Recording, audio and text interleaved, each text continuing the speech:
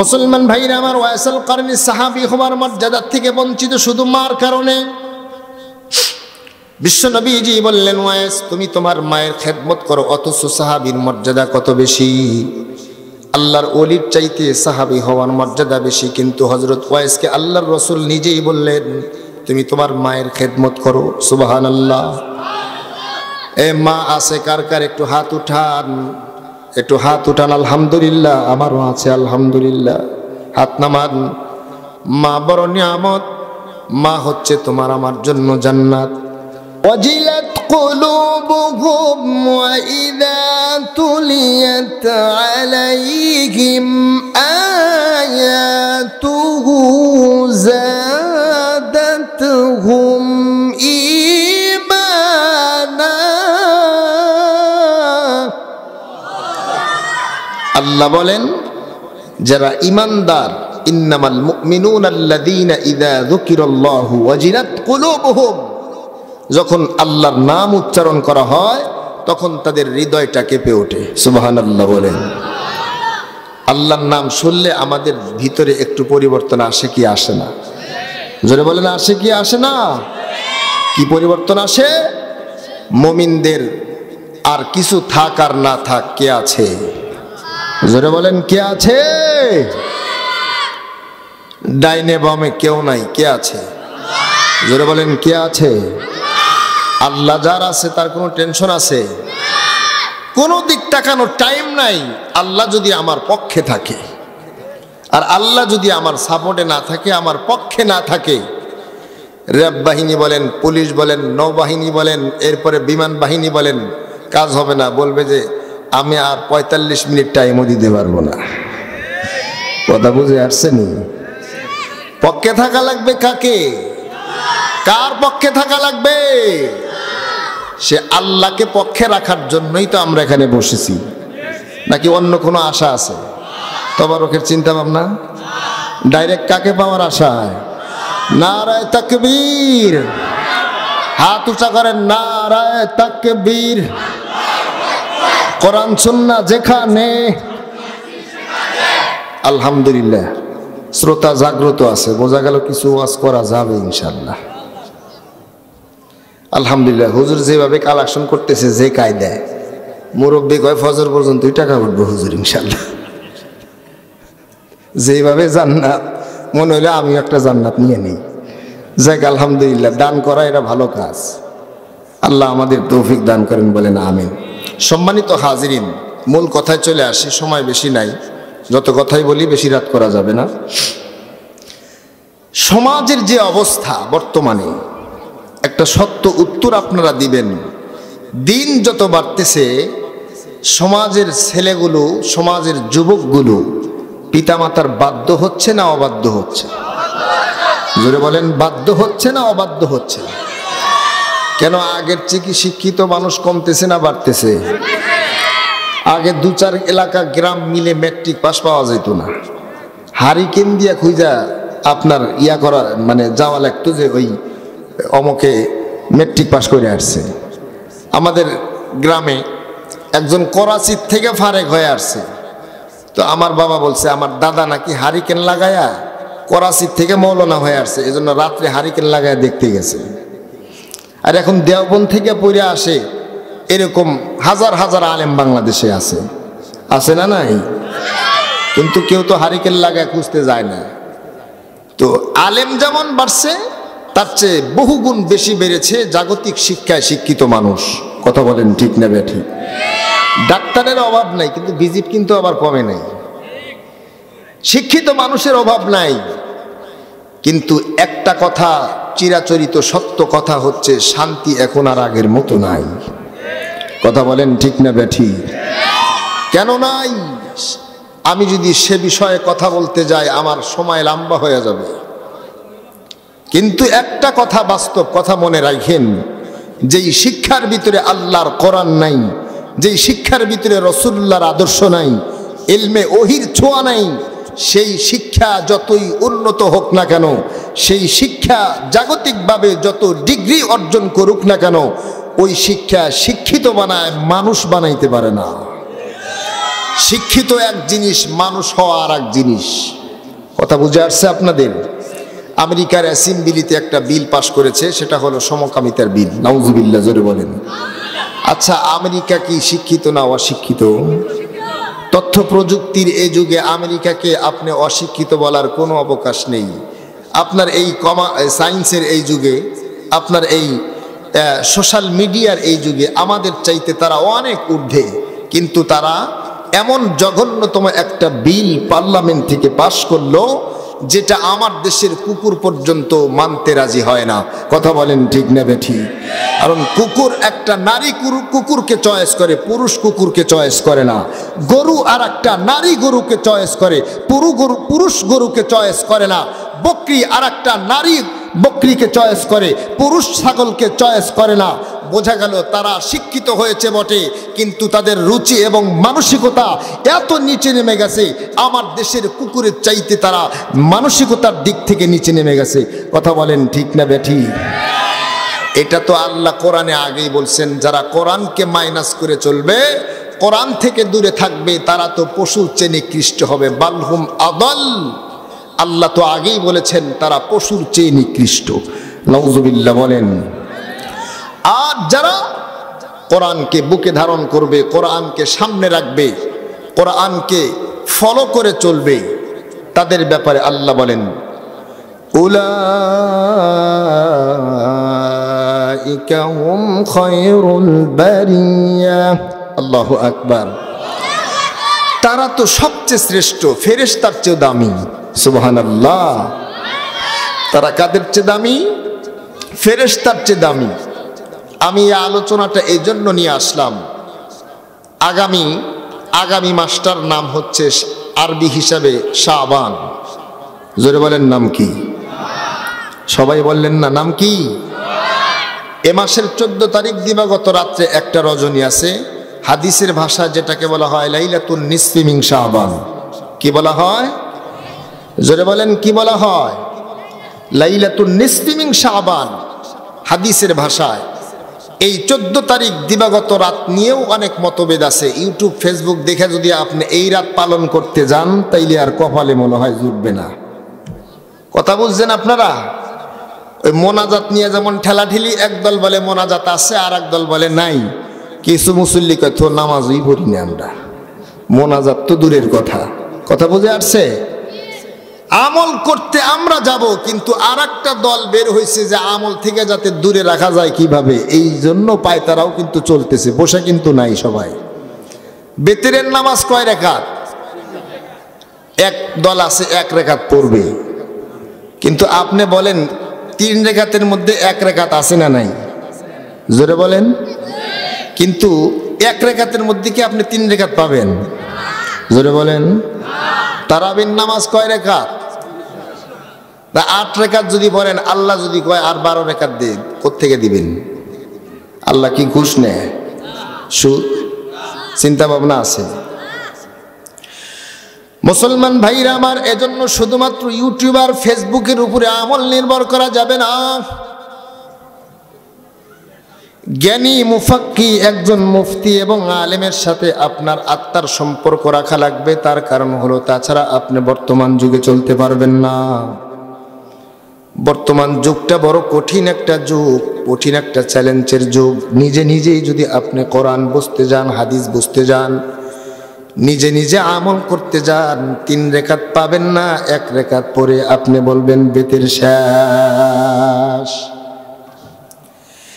এজন্য যারা মাদ্রাসায় পড়ে 12 বছর পর্যন্ত কোরআন পড়লেন, শুধুমাত্র কোরআন বোঝার জন্যই, উর্দু পড়লেন কোরআন বোঝার জন্যই, ফার্সি পড়লেন কোরআন পড়ার জন্যই, গ্রামার পড়লেন, নাহু পড়লেন, সরফ পড়লেন, এরপরে পার্ট বাই পাই হাদিস পড়লেন, এবং ওস্তাদের সামনে থেকে পুরা 30 পারা কোরআনের তর্জমা পড়লেন, ব্যাখ্যা পড়লেন, বিশ্লেষণ পড়লেন, মন গড়া পড়লেন না।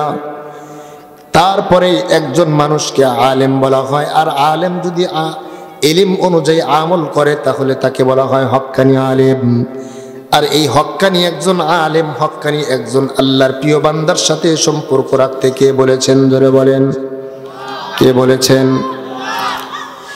ইয়া আইয়ুহাল্লাযীনা আমানু তাকুল্লাহ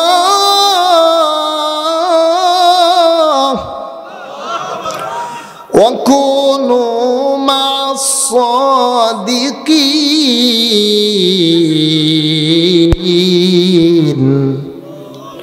ওটা কে যদি খারাপ লাগে আমি মোনাজাত দিয়ে দেবো, জোর করে ওয়াজ শোনানোর কোনো চিন্তাই আমার নাই। ভাই কেউ উঠবেন না প্লিজ, বসেন। খারাপ লাগতেছে আপনাদের? আপনারা 10 জন বলেন হুজুর খারাপ লাগতেছে, আমি মোনাজাত দিয়ে দেব। খারাপ লাগতেছে? শুধু সুর শোনার চিন্তা করেন, তাহলে আগেই চলে যান। কথা কি বলতেছি বা আল্লাহ কি কথা বলাইতেছে এটা সহি কিনা এটা চিন্তা করা লাগবে। আর পাবলিকরে খুশি করি না ওয়াজ আরো আগেই করা বাদ দিছি। কথা বুঝে আসছে? আল্লাহকে বসার আগেই বলি, আল্লাহ আমি এবং আমার শ্রোতা যারা আছে এদের যাতে ফায়দা হয় এমন কথাই বের করে দাও। 10টা গান কিন্তু মুখস্থ করা কোনো ব্যাপার না, কোরআন যেহেতু আল্লাহ মুখস্থ করাইছে, ও কিন্তু আমাদের কোনো ব্যাপারই ছিল না, কিন্তু ওই চিন্তা মাথায় নেই। বহু বক্তা আছে এখানে বসে 5টা গান অমকের এই সেই বাদাইমা, এটা কি ওই মঞ্চ? জোরে বলেন। এটা হচ্ছে আমানতের চেয়ার। এজন্য কোরআনের কথা ভালো লাগলেও শোনার চেষ্টা করা লাগবে, ভালো না লাগলেও শোনার চেষ্টা করা লাগবে, তাইলে ফায়দা হবে ইনশাআল্লাহ। আমি যে আয়াত পড়ছি আয়াতের তরজমা কিন্তু এখনো বলিনি। আল্লাহ তাআলা বলেন ওয়াকাদা রাব্বুকা আল্লা তা'বুদু ইল্লা ইয়্যাহ। আল্লাহ বলছেন, কে বলছেন? আল্লাহ বলেন তোমাদের উপরে আমি ফরজ করলাম, অবধারিত করলাম, আল্লাহ তা'বুদু ইল্লা ইয়্যাহ, একমাত্র এক আল্লাহর ইবাদত ছাড়া, এক ইলাহের ইবাদত ছাড়া আর কারো ইবাদত করা যাবে? জোরে বলেন, আর কারো ইবাদত করা যাবে? কথা তো অনেক আসতেছে মাথার মধ্যে, কয়টা বলবো সময় তো নাই। এ মাসের নাম হচ্ছে রজব মাস। জোরে বলেন নাম কি? এই মাসটা হলো আপনার ওরসের মাস। বেজার হইলেন নাকি আপনারা? ওরসের ভক্ত থাকতে পারেন ভাই, থাকা তো দোষ না, এটা আমাদেরই গাফলতি, আমরা আপনাদের বুঝাইতে পারি নাই। এই যে ওরসে যে যাচ্ছে এই মাসে গাড়ি ভর্তি করে করে মাজারে, বিশেষ করে রজব মাস হচ্ছে ওরসের মাস বানাইছে।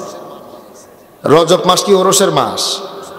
ওরস অর্থ কি এটাই তো আমরা জানি না। ওরস অর্থ হচ্ছে বাসর ঘর। নাউজুবিল্লাহ। আচ্ছা, কবর জিয়ারত করবেন, এটার একটা নিয়ম পদ্ধতি আছে না নাই? সেখানে যায় যদি সেজদা দেন, সেজদা যদি দেন, আপনারা বলেন এই মিরপুরের রেলওয়ে কলোনির মুসলমান, আপনারা বলেন আপনাদের বিবেকে, আপনাদের ইমানে, আপনাদের দেমাগে কবরের সামনে যায় পশ্চিম দিক বাদ দিয়া এই আমাদের সিরাজগঞ্জ দরগার যে মাজারটা, বেশি দূরে উদাহরণ দিব না আমি, বই তো পাই না ইনশাল্লাহ, না জেলই খাটবো আর কি, আর জেল খাটারও ভয় নেই আলহামদুলিল্লাহ। এইখান থেকে যে ঢোকে, আপনারা দেখছেন কিনা জানি না, আমি একদিন একটারে দৌড়েই ফেলাছি। এখন মানে ইমানে তো আর মনে করেন যে মানে না কোনো বাধা। এক ভদ্র মহিলা দিছে সেজদা, আমি দাঁড়ায় আছি, এটা তামসা দেখার জন্যই দাঁড়াইছিলাম। এই আপনি এটা কি করলেন? আমার দিকে বড় বড় করে চাইকা, আপনাকে বোঝা লাগবো না, কাঠমোল লাগবো, কথা আমাকে শোনা লাগবো না। চিন্তা করছেন কথা, কথার ওজন দেখছেন? সেজদা দিতেছে কবরের উপরে, আমার দিকে তাকায় এই গরম, আপনাদের বুঝামগন নেওয়া লাগবো না।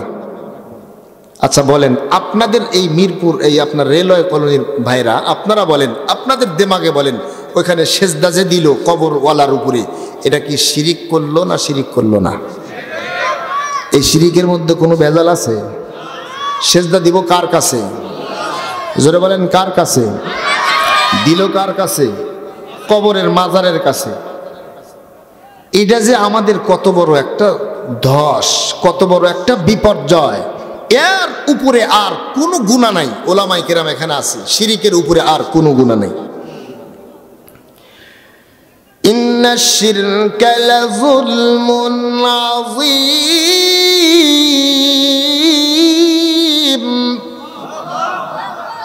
আল্লাহ বলেন শিরিক হচ্ছে সবচেয়ে বড় গুনাহ। নামাজ 2 ওয়াক্ত কামাই দিলে আল্লাহ মাফ করতে পারে, পারে কি পারে না?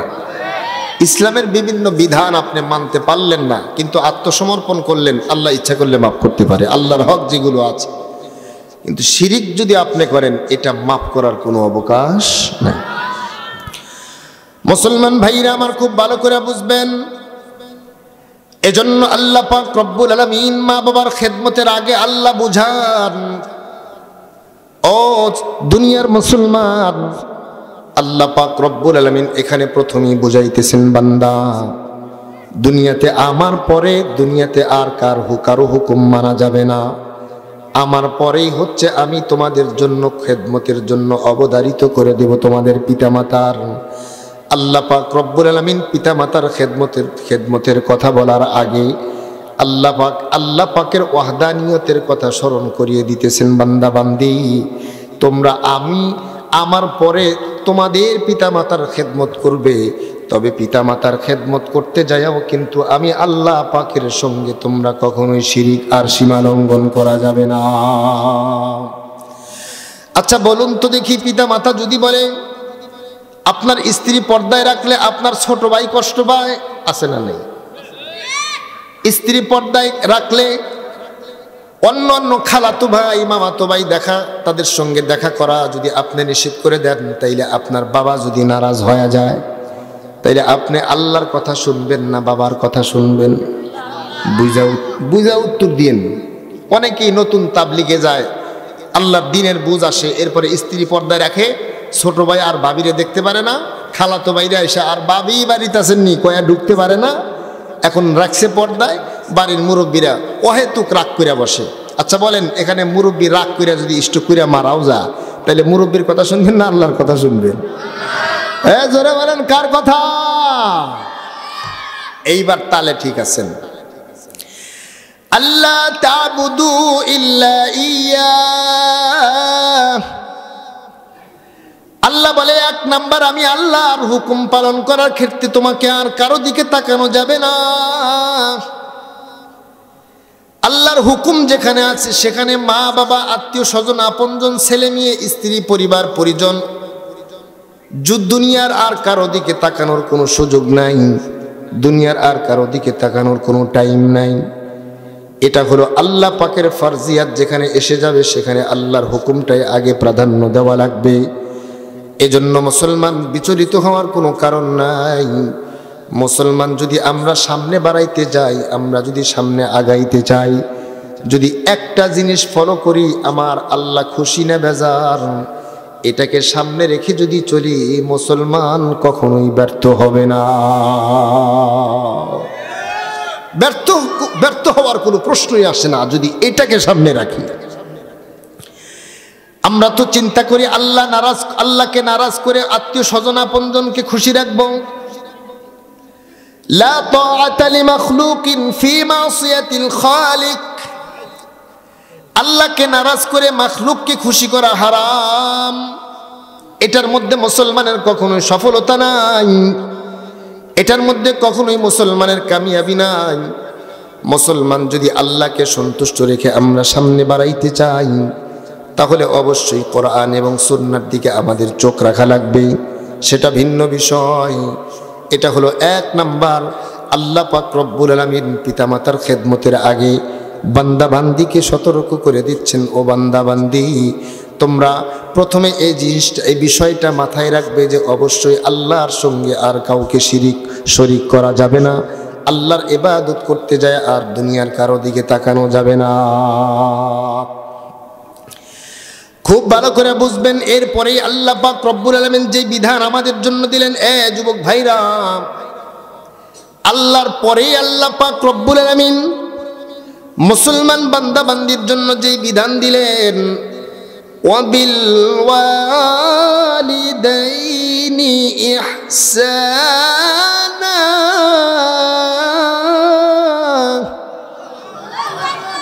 আল্লাহ পাক বলেন তুমি তোমার পিতা মাতার সঙ্গে ভালো আচরণ করো, ভালো ব্যবহার করো, ইহসান করো।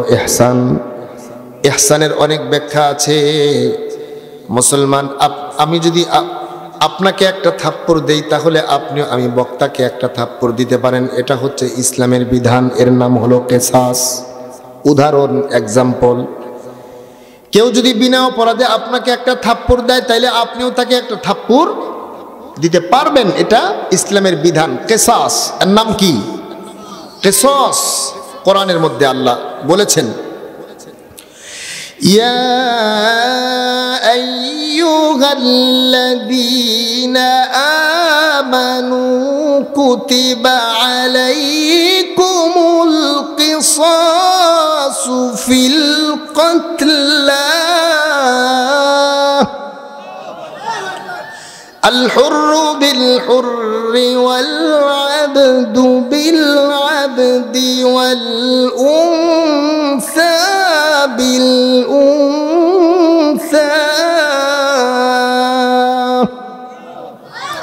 আল্লাহর কোরআনে আল্লাহ বলেছেন, বিনা অপরাধে যদি আপনাকে একজন একটা লাথি দেয়, আপনি তার একটা লাথি দিতে পারবেন। যে ওজনে দিছে ওই ওজনই দেওয়া লাগবে। বিষয়টা বুঝলেন? এটার নাম হলো কি? কিসাস। এটা জায়েজ আছে। কিন্তু আপনাকে একজন একটা থাপ্পড় দিছে, আপনি যদি হাত ধরে বলেন, ভাই আপনি কি হাতে ব্যথা পাইছেন, এটার নাম হলো ইহসান। সুবহানাল্লাহ, জোরে বলেন।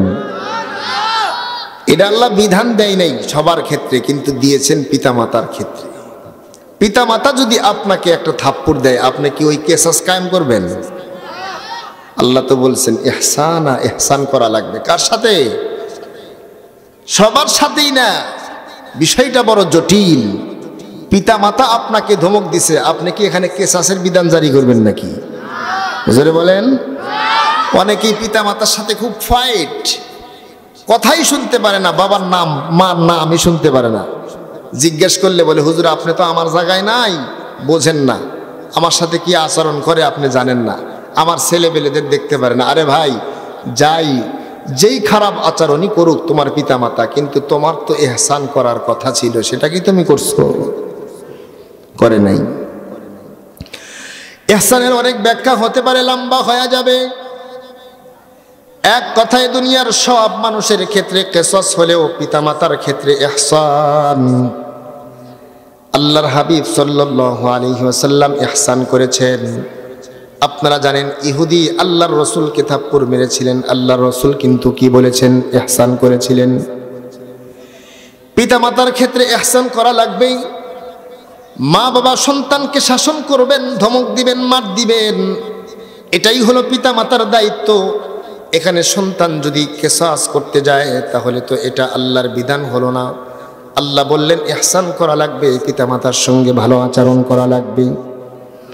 এরপরে রব্বুল আলামিন কত সুন্দর করে পিতামাতার সাথে কিভাবে আচরণ করব, কিভাবে কথা বলবো, আল্লাহ পাক রব্বুল আলামিন স্টেপ বাই স্টেপ সুন্দর করে বুঝায়া দেন। বিষয়টা বড় জটিল। যুবক ভাইরা খুব ভালো করে কান লাগায় শুনবেন।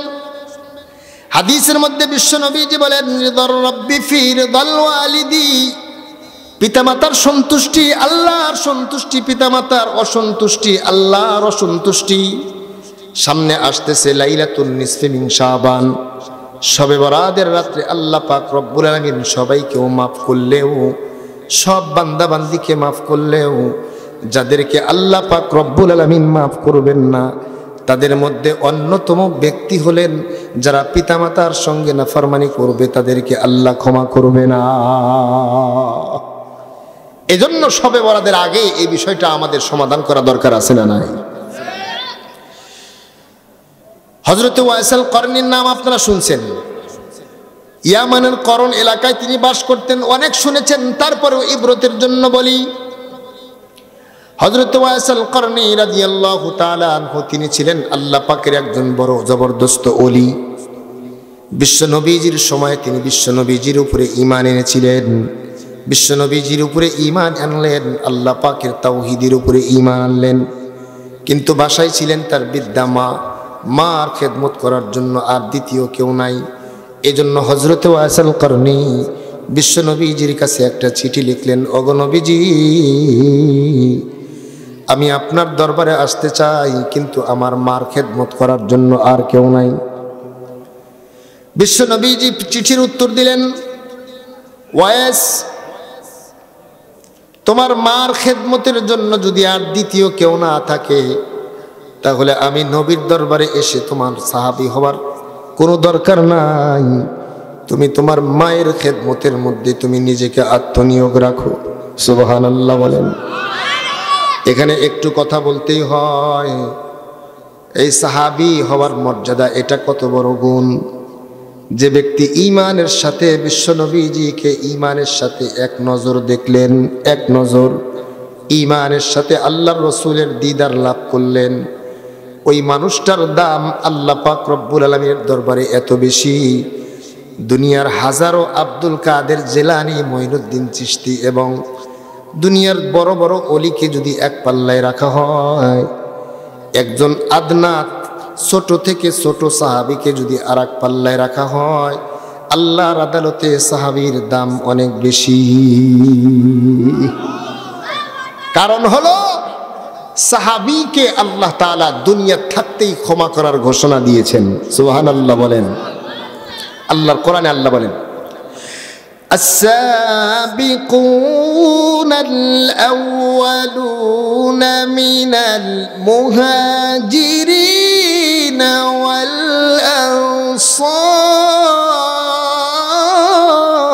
والأنصار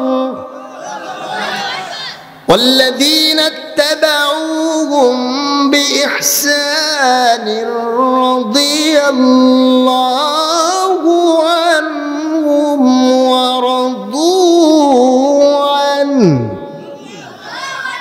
যদি বুঝতেন তাহলে আল্লাহু আকবার এত আস্তে কইতেন না, জোরে কইতেন। আল্লাহু আকবার, জোরে বলেন আল্লাহু আকবার।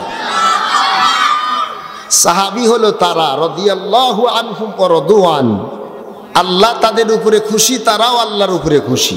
সুবহানাল্লাহ।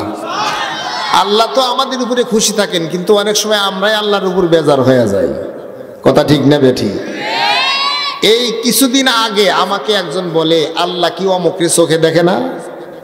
আমার শুনে খুব খারাপ লাগছে। বিশ্বাস করেন, এই বাজারের ভিতরে সিরাজগঞ্জ শহরে আল্লাহর কি কারিশমা, এক মাস পরেই দেখি তার দুঃখ শেষ। বিষয়টা বুঝলেন? সে বলছে আল্লাহ কি অমুকের চোখে দেখে না? অমুকের ক্ষমতারে কি আল্লাহ শেষ করতে পারে না? এই অবস্থা দেখি এক মাস পরেই শেষ। বিষয়টা বুঝছেন আপনারা? আমার খারাপ লাগছে যে আসলে এত বছর এত আলেম মূল্য, এত আলেম জেলে দিল, তার দুঃখটা আসলে আমারে খুশি করার জন্য বলছে, কিন্তু কথাটা কিন্তু মাইন্ডে লেগে গেছে। আল্লাহ কি চোখে দেখে না? মানে আরো খারাপ ভাষায় বলছে, সেটা আমি মাইকে বলবো না, এমন কথা বলে ফেলছে যে আল্লাহর ক্ষমতা ওখানে চলে না। নাউজুবিল্লাহ, জোরে বলেন। আরে আল্লাহ তো দরে শেষে, ওস্তাদের মায়ের হলো শেষ রাতে। কথা বুঝছেন? হ্যাঁ, আল্লাহ যে একজন আছেন, আল্লাহ যে আছেন, আল্লাহ পাক রব্বুল আলামিন তার কাজে আল্লাহ প্রমাণ দেন। আমেরিকায় বলছিল না গাজারে নরক বানাবে, আল্লাহর কাছে ভালো লাগে নাই, আল্লাহ পাক রব্বুল আলামিন আমেরিকারই নরক বানায় দিয়েছেন। আল্লাহু আকবার, জোরে বলেন আল্লাহু আকবার। এজন্যই যে যাই করি না কেন, আল্লাহ পাক রব্বুল আলামিনের বিধান আছে, আল্লাহর কোরআন আছে, কোরআন আছে, সুন্নাহ আছে, কখনোই এগুলো ভোলা যাবে না। কোরআন সুন্নাহকে সামনে রেখে আমাদের পথ চলা, আমাদের সবকিছুকে সামনে রেখে করতে হবে। কথা বলেন ঠিক না বেঠি? মুসলমান ভাইরা আমার, ওয়াইসুল কারনী সাহাবী হওয়ার মর্যাদা থেকে বঞ্চিত শুধু মার কারণে। বিশ্ব নবীজি বললেন, ওয়াইস তুমি তোমার মায়ের খেদমত করো, অথচ সাহাবীর মর্যাদা কত বেশি। আল্লাহর ওলির চাইতে সাহাবী হওয়ার মর্যাদা বেশি, কিন্তু হযরত ওয়াইসকে আল্লাহর রাসূল নিজেই বললেন, তুমি তোমার মায়ের খেদমত করো। সুবহানাল্লাহ। এ মা আছে কার কার? একটু হাত উঠান, একটু হাত উঠান। আলহামদুলিল্লাহ, আমারও আছে আলহামদুলিল্লাহ। হাত নামান। মা বড় নিয়ামত, মা হচ্ছে তোমার আমার জন্য জান্নাত। মার সাথে যদি দুঃখ দিয়ে থাকো, মার দিলে যদি আঘাত দিয়ে থাকো, আজকে যায় মাকে বলবা, মা ও মা আমি ভুল করেছি, বুঝতে পারি নাই। দেখবা মা যদি মাফ না করে, তাইলে আমার নামই পরিবর্তন করে রেখো। আজ পর্যন্ত এমন হয় নাই মার কাছে মাপ চেয়েছে পা ধরে, আর মা মাফ করে নাই। মা তো মা, ডাক দিলেই মার কলিজা ঠান্ডা হয়ে যায়।